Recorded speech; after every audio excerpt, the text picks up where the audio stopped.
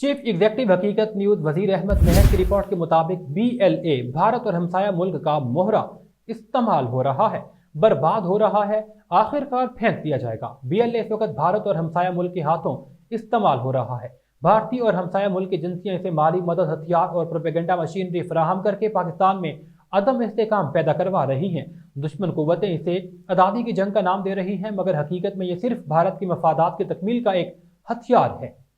झूठी खबरें, गलत बयानी और मुसलसल प्रोपेगेंडा इन्हें यह यकीन दिलवा रहा है कि वो कोई अजीम मिशन का हिस्सा है, जबकि हकीकत में वो किराए के गिरोह से ज्यादा कुछ नहीं।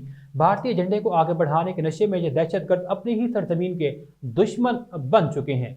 भारत जो कि इसकी सरपरस्ती कर रहा है, अपना मकसद पूरा होते ही इसे छोड़ देगा। वही भारतीय मीडिया और सियासतदान जो आज BLA को बहादुर जंगजू कह रहे हैं, कल इसे नाकाम और दहशतगर्द गिरोह करार देकर लाताल्लुकी इख्तियार कर लेंगे। फिर ना हथियार मिलेगी, ना फंडिंग, ना ही कोई महफूज पनाहगाह। एक एक करके जंगजू मारे जा रहे हैं, तो कुछ जेलों में सड़ रहे हैं, कुछ दर बदर भटक रहे हैं।